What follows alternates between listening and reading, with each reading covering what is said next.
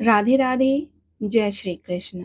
आप सभी दर्शकों का आपके अपने चैनल धार्मिक कथा और कहानियों में मैं आप सबका हार्दिक स्वागत करती हूँ। आज आप सुनेंगे ज्येष्ठ मास महात्म्य का 28वां और 29वां अध्याय। अध्याय शुरू करने से पहले सर्वप्रथम भगवान श्री हरि विष्णु का ध्यान करते हुए कथा का श्रवण कीजिए। स्कंद जी ऋषियों से कहने लगे कि हे विप्रगणों, प्रथम लोक प्रसिद्ध वृंदअक नाम का एक ब्राह्मण हुआ करता था। वह ब्राह्मण वेद शास्त्र का ज्ञाता, धनवान और अनेक भाई बंधुओं से युक्त था। उस ब्राह्मण की रूप और गुण से युक्त एक स्त्री थी, परंतु वह ब्राह्मण संतानहीन होने के कारण अत्यंत ही दुखी रहा करता था। उस ब्राह्मण ने अपनी स्त्री देवसेना के साथ चिरकाल पर्यंत सुख भोग किया, परंतु वृद्धावस्था में पुत्रहीन होने के कारण वह अत्यधिक दुखी हो गया।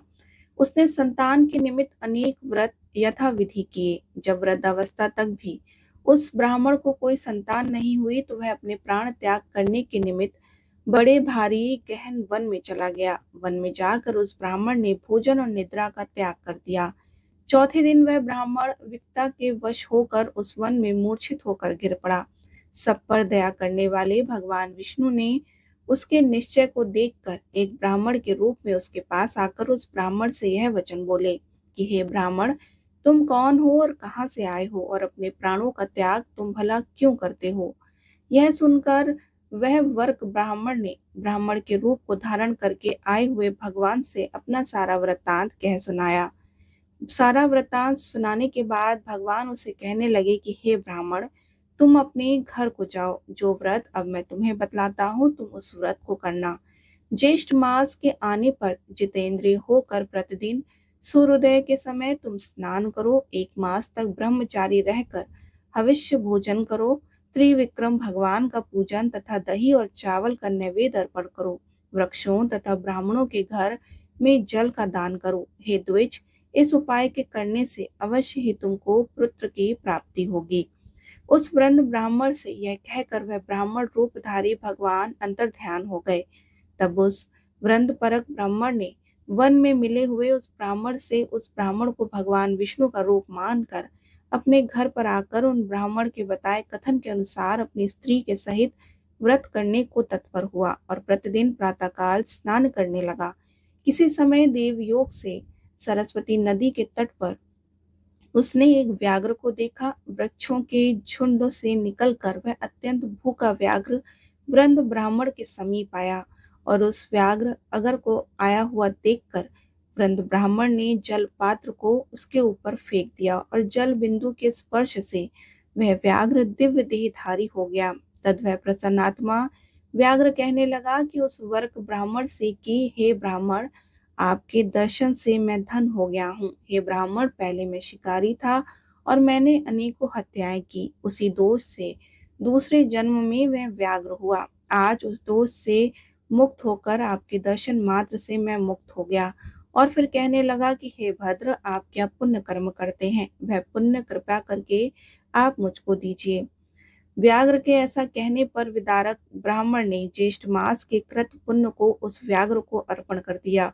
व्रक ब्राह्मण के ऐसा करने पर ज्येष्ठ मास स्नान कृत पुण्य के प्रभाव से वो स्वर्ग लोक हो गया। उसके पश्चात वर्क ब्राह्मण ने फिर उस व्रत को किया और उस मास व्रत के प्रभाव से उसने महन तेजस्वी पुत्र उत्पन्न हुआ। उस व्रत के होने पर बारक ब्राह्मण ने उस अद्भुत ब्राह्मण अर्थात जंगल में मिले हुए उस विष्णु भगवान रूपी ब्राह्मण के वचनों को सत्य माना।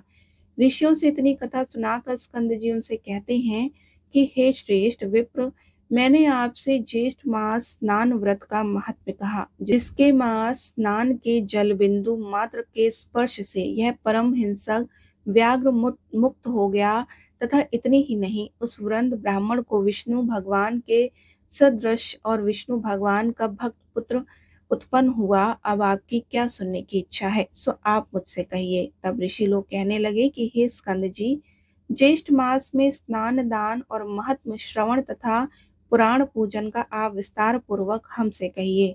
यह सुनकर स्कंद जी कहने लगे कि हे ऋषियों, आप सभी लोग ज्येष्ठ स्नान के फल का श्रवण कीजिए, जिससे श्रवण मात्र से मनुष्य तीनों प्रकार के पापों से मुक्त हो जाता है। तीनों प्रकार के पाप, कायक पाप, वाचक पाप और मानसिक पाप। इन पापों को 3 प्रकार के पाप कहा जाता है। जो प्राणी ज्येष्ठ मास के होने पर मैं प्रातःकाल ज्येष्ठ मास में स्नान करूंगा ऐसा संकल्प करके जल में स्नान के निमित्त प्रवेश करता है, उससे पहले कहे गए तीनों प्रकार के पाप नष्ट हो जाते हैं। यह ज्येष्ठ मास का स्नान सूर्योदय के पूर्व करना चाहिए। ज्येष्ठ मास में सूर्योदय से लेकर आधा पहर पर्यंत जहाँ कहीं भी जल में गंगा आदि सभी तीर्थवास करते हैं, इसीलिए सूर्योदय से लेकर आधा पहर के पूर्व स्नान कर लेना चाहिए। आधा पहर के पश्चात स्नानहीन देव से उत्पन्न जनों को तीर्थ श्राप देते हैं, इसीलिए ज्येष्ठ मास में श्रेष्ठ जनों को स्नान करना चाहिए। धन लोभ सेवा हठ लोक उपवाद निमित्त स्वेच्छा भंग पाखंड सुख लिप्सा आदि किसी भी उपाय से ज्येष्ठ मास स्नान करना चाहिए, परंतु कलयुग में पाप अधिक होने के कारण ज्येष्ठ स्नान अति ही दुर्लभ होगा।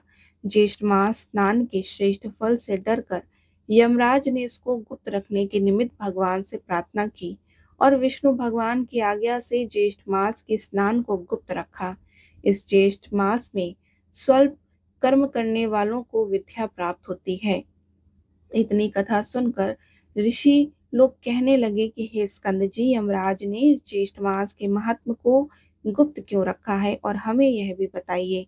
ज्येष्ठ मास में पुण्य कर्म करने वालों के कार्य में यमराज विघ्न पैदा क्यों करते हैं। हे स्कंद जी, हमारी सब सुनने की तीव्र इच्छा है, सो यह सब आप हमसे कहिए। तब स्कंद जी कहने लगे कि हे ऋषियों, इस विषय में मैं तुमको एक पौराणिक इतिहास कहता हूँ, जिसके स्वर्ण मात्र से तुम्हारे सब संदेह दूर हो जाएंगे। प्रथम महिष्मति पूर्व में कनक नाम का एक ब्राह्मण रहा करता था। वह ब्राह्मण समस्त विद्या से हीन, मूर्ख और निंदक था। वह ब्राह्मण कृषि कर्म को करने वाला और नित्य क्रिय विक्रय किया करता था।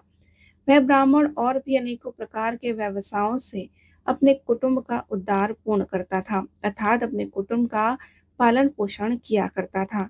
इस पर भी उस दुरात्मा कुटुंबियों की तृप्ति नहीं हुई। उसने उदर पूर्ति के निमित्त मार्ग में पथिकोड़ा धम ने चोरी करना भी आरंभ कर दिया। इसी प्रकार वह नीच ब्राह्मण महिष्मतीपुरी में रहता हुआ इस प्रकार के कर्म को किया करता था।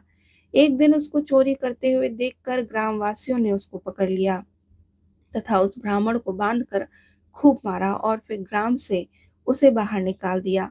कुछ दिनों तक तो वह ब्राह्मण ग्राम के पास ही एक वन में जाकर रहने लगा और रात्रि को घर में आकर पुनः वन में चला जाता था और वन में पशुओं का वध करके वह निर्दय ब्राह्मण उन पशुओं के मांस को खा जाता था। यही कर्म करते हुए उस ब्राह्मण को बहुत दिन बीत गए। इसके बाद जब एक सम में ज्येष्ठ मास आया, तब वह कनक ब्राह्मण अर्धरात्रि के समय वन से ग्राम में आकर वस्त्र तथा अलंकार की चोरी करके पुनः वन को चला गया। मार्ग में नदी को देखकर उस ब्राह्मण ने तैरकर उस नदी को पार किया। इस तरह अज्ञानतावश उस ब्राह्मण ने स्नान किया और प्रतिदिन वह इसी प्रकार से रात्रि को ग्राम में आकर चोरी करता और चोरी का धन लेकर प्रातः समय नदी में स्नान करता हुआ वन में चला जाता। इस प्रकार से अज्ञानतावश स्नान करते हुए उस ब्राह्मण का वह ज्येष्ठ मास बीत गया। ब्राह्मणों, ज्येष्ठ मास की शुक्ल पक्ष की चतुर्दशी की रात्रि में वह धन वस्त्र की चोरी करके गट्ठर बांधकर अब नगर के बाहर आया। जब तक वह ब्राह्मण गट्ठर को बांधकर नगर के बाहर निकला, तब तक तो प्रातःकाल हो चुका था। प्रभात हो गई थी और नदी तट पर ग्राम के अन्य लोगों को इधर उधर आता जाता देखकर वह ब्राह्मण भागने लगा। उसको भागता हुआ देखकर नदी के तट पर आए हुए लोगों ने उसको लाठी और पत्थरों से खूब पीटा, परंतु वह कनक ब्राह्मण उस चोरी के बोझ को सिर पर रखकर अज्ञात जल में पहुंचा और अधिक बोझ होने के कारण वह स्थल होकर उस अगाध जल में डूबकर मर गया। उस कनक ब्राह्मण को नदी के अगाध जल में डूबते हुए देखकर यह क्या हुआ, यह क्या हुआ, इस प्रकार से नदी तट के किनारे के सभी लोग विस्मित हो गए। तद नदी किनारे के कुछ लोगों ने उसको अगाध जल से निकाल कर बाहर किया। तब उस ब्राह्मण को पहचान कर ग्राम के कुछ लोगों ने कहा कि यह तो इसी नगर का रहने वाला कनक ब्राह्मण है। हम लोगों ने इसको नगर के बाहर कर दिया था। उसी क्षण वह कनक ब्राह्मण उत्तम रूप को प्राप्त करके विमान के सहित दूतों को देखकर वह दिव्य पुरुष कहने लगा कि हे दूतों, यह विमान वैकुंठ से यहाँ किस पुण्य के प्रभाव से आया है। अर्थात ज्येष्ठ मास के स्नान से वह कनक ब्राह्मण पाप रहित हो गया था और उसने दिव्य देह को धारण कर लिया। और जब भगवान ने दूत और विमान के साथ आए, तब वह ब्राह्मण उन दूतों से कहने लगा कि यह विमान किस पुण्य के प्रभाव से यहाँ पृथ्वी लोक पर आया है। यह सुनकर देवदूत उसे बोले कि हे कनक, अज्ञात ज्येष्ठ मास में स्नान से यह दुर्लभ विमान आपके लिए आया है। यह सुनकर कनक ब्राह्मण विमान में बैठकर विष्णु लोक को चला गया। वहां पर विष्णु भगवान के समान रूप को उसने प्राप्त किया। जब यमराज को यह समाचार मिला तो इस समाचार को सुनकर यमराज अत्यधिक दुखी हुए और वह भगवान विष्णु उन जगतपति से प्रार्थना करने लगे कि हे इस ज्येष्ठ मास के महत्व को गुप्त करा दिया जाए, नहीं तो मेरी यमपुरी खाली हो जाएगी। तब भगवान विष्णु ने यमराज की प्रार्थना को स्वीकार किया और ज्येष्ठ मास के इस महत्व को गुप्त करवा दिया। ब्राह्मणों, इस ज्येष्ठ मास के स्नान का महत्व का फल मैंने आप लोगों से कह दिया। इस प्रकार श्री ज्येष्ठ मास महात्म्य अध्याय संपूर्ण हुआ। बोलिए श्री हरि विष्णु भगवान की जय। आइए अब हम आपको राम सेतु तीर्थ की महिमा का श्रवण कराते हैं। सूत जी कहते हैं कि हे ऋषियों, सेतु तीर्थ में किया हुआ जप, होम, तप और दान सब अक्षय कहा जाता है।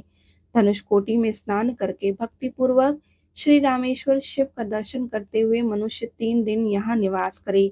यहाँ आदि क्षण अक्षर ओम नमः शिवाय इस मंत्र का भक्ति पूर्वक 1008 बार जप करके मनुष्य भगवान शिव का सायुज्य प्राप्त कर लेता है। इस सेतु तीर्थ की महिमा का वर्णन करने के उद्देश्य से देव, समुद्र इत्यादि श्रुति सनातन काल से विद्वान है, जो माता के समान आदरणीय है। इसी प्रकार अधियदु यह दूसरी श्रुति भी उसी विषय में विष्णु कर्माणी पत यह श्रुति भी सेतु तीर्थ के वैभव का वर्णन करने वाली है। तद विष्णु यह दूसरी श्रुति भी इस सेतु का महत्व सूचित करती है। इन वैदिक श्रुति को अतिरिक्त इतिहास, पुराण और स्मृतियों भी एक स्वर में सेतु तीर्थ की महिमा का वर्णन करती हैं। चंद्र ग्रहण और सूर्य ग्रहण के अवसर पर सेतु तीर्थ में स्नान करने वाला मनुष्य तत्काल ही कोटि जन्मों के पाप का नाश कर देता है। विश्व योग, उत्तरायण या दक्षिणायन के प्रारंभ दिन, संक्रांति काल, सोमवार तथा अमावस्या एवं पूर्णिमा तिथि, इन सभी अवसरों पर सेतु तीर्थ का दर्शन करने मात्र से 7 जन्मों के पाप नष्ट हो जाते हैं। सूर्य नारायण के मकर राशि में स्थित होने पर सूर्योदय काल में 3 दिन तक धनुषकोटि में स्नान करने से मनुष्य पापहीन हो जाता है। जो मनुष्य माघ मास में 15 दिनों तक धनुषकोटि में स्नान करता है वह वैकुंठ धाम को पाता है। माघ मास में राम सेतु तीर्थ में 20 दिनों तक स्नान करने वाला मनुष्य भगवान शिव का सायुज्य प्राप्त कर लेता है और उन्हीं के साथ आनंदित होता है तथा 30 दिनों तक वह स्नान करने वाला मनुष्य भगवान शिव का सायुज्य प्राप्त करता है। अतः माघ मास में जब सूर्य का किंचन मात्र उदय हुआ हो उस समय मनुष्य राम सेतु में अवश्य स्नान करे। वह स्नान ब्रह्म हत्या आदि पातकों का नाशक है। चंद्र ग्रहण, सूर्य ग्रहण तथा अर्धोदय योग में धनुषकोटि तीर्थ में स्नान करना अत्यधिक आवश्यक है। पूर्व काल में भगवान श्री रामचंद्र जी ने रावण का विनाश करने के लिए इस तीर्थ में स्नान किया था और उक्त योगों में स्नान का नियम बताया था। उस समय सिद्धचारण, गंधर्व कन्या, नाग, ब्रह्म ऋषि, देव ऋषि, राज ऋषि, पितृ समुदाय तथा ब्रह्मा आदि देव समुदाय भी धनुषकोटि तीर्थ का सेवन करते हैं। जो मनुष्य पुण्य में राम सेतु का स्मरण करके जहाँ कहीं भी पोखरे आदि के जल में स्नान करता है उसका किंचन मात्र भी पाप कभी शेष नहीं रहता। सेतु के मध्य में विद्यमान तीर्थ में मुट्ठी भर अन्न दान करने से, मुट्ठी भर अन्न देने से भी सब रोग तथा भ्रूण हत्या आदि पाप नष्ट हो जाते हैं। धनुषकोटि के दर्शन मात्र से मनुष्य अपने समस्त कुल को तार देता है। श्री रामचंद्र जी के धनुष की कोटि से उस कोटि की हुई रेखा में स्नान करने से करोड़ों पादकों का तत्काल नाश हो जाता है। जहाँ सीता जी अग्नि में समाई थी उस कुंड में स्नान करने से सैकड़ों भ्रूण हत्या क्षण भर में नष्ट हो जाती है। जैसे श्री रामचंद्र जी हैं वैसे ही सेतु तीर्थ है, जैसे विष्णु भगवान है वैसे ही गंगा है। अतः हे गंगा हरे राम से तू तीर्थ ऐसा उच्चारण करते हुए कहीं तीर्थ के बाहर भी स्नान करता है मनुष्य, उससे वह मनुष्य परम गति को प्राप्त होता है। गंधमादन पर्वत पर सेतु के अर्धोदय योग की बेला में स्नान करके जो पितरों के उद्देश्य से सरसों भर के पिंड दान देता है उसके पितृ जब तक सूर्य और चंद्रमा स्थिर रहते हैं तब तक तृप्त रहते हैं। सेतु, पद्मनाभ, गोकर्ण और पुरुषोत्तम, इन तीर्थों में समुद्र के जल में किया जाने वाला स्नान सभी समय में अभिष्ट है। शुक्र, मंगल, शनिचर के दिन संतान की इच्छा रखने वाले मनुष्य सेतु तीर्थ के सिवा और कहीं सार समुद्र में स्नान न करें। जिसकी पत्नी गर्भिणी हो वह भी सेतु के सिवा अन्य स्थानों में समुद्र में न स्नान करे। सेतु का स्नान सदैव उत्तम है। दिन, तिथि और नक्षत्र के नियम सेतु में विभिन्न तीर्थों के लिए ही है। सेतु में नदी और समुद्र के संगम में, गंगा सागर संगम में, गोकर्ण क्षेत्र में और पुरुषोत्तम तीर्थ में भी सद समुद्र स्नान इस समुद्र स्नान का विधान है। इन तीर्थ के अतिरिक्त और कहीं बिना पूर्व के समुद्र के जल का स्पर्श नहीं करें। सीता और लक्ष्मण के साथ भगवान श्री रामचंद्र जी ने यहाँ सब देवताओं, पितरों और मुनियों के सुनते हुए यह प्रतिज्ञा की थी कि जो मनुष्य यहाँ मेरे द्वारा निर्मित सेतु में स्नान करेंगे वे यहाँ मेरे प्रसाद से फिर जन्म नहीं ग्रहण करेंगे। मेरे सेतु के दर्शन मात्र से सब पाप नष्ट हो जाते हैं। राम सेतु में रक्षा के लिए भगवान महाविष्णु सेतु माधव के नाम से प्रसिद्ध होकर निवास करते हैं। माघ के महीने में जब सूर्य नारायण श्रवण नक्षत्र में स्थित हो तब रविवार के दिन सूर्य को अर्घ उदय काल में यदि नागकरण रहित अमावस्या हो तो साथ ही व्यक्तिपात योग भी हो, उस समय अर्धोदय योग पुण्यदायक माना गया है। उस योग में सेतु तीर्थ में किया हुआ स्नान सायुज्य मुक्ति का कारण है। पूर्व योगों में यदि एक भी मिल जाए तो वह स्नान, दान, जप और पूजन से मोक्षदायक होता है।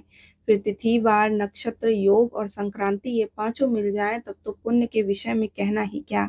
नक्षत्रों में श्रवण, तिथियों में अमावस्या, योगों में व्याप्तिपात योग और दिनों में रविवार यहाँ के लिए श्रेष्ठ है। मकर राशि में सूर्य में स्थित होने पर यदि पूर्वक चारों का योग तो उस समय जो मनुष्य सेतु तीर्थ में स्नान करता है वह मानव फिर कभी माता के गर्भ में नहीं जाता, अपितु सायुज्य मोक्ष को प्राप्त कर लेता है। इस प्रकार युक्त महोदय कारक काल पुण्य काल बताया गया है। उन पुण्य समयों में सेतु तीर्थ के भीतर दान का विधान है। जिस ब्राह्मण में सदाचार, तप, वेद वेदांत श्रवण, श्री विष्णु आदि की पूजा तथा पुराण प्रवचन की शक्ति हो वह दान का उत्तम पार्थ बताया गया है। यदि सेतु तीर्थ में सुपात्र ब्राह्मण मिल जाए तो उसी को दान देना चाहिए। फल को चाहने वाले पुरुषों के लिए उचित है कि वे अधम पात्र के लिए दान न करें। एक समय राजा दिलीप ने ऋषि वशिष्ठ जी से पूछा था कि हे पुरोहित जी, दान किसको देना चाहिए, यह यथार्थ रूप से बतलाइए। इसके आगे का सारा वृत्तांत हम आपको अगले वीडियो में सुनाएंगे। आपको वीडियो कैसी लगी हमें जरूर बताइए। वीडियो अच्छी लगे तो लाइक, शेयर और सब्सक्राइब करना मत भूलिए। राधे राधे।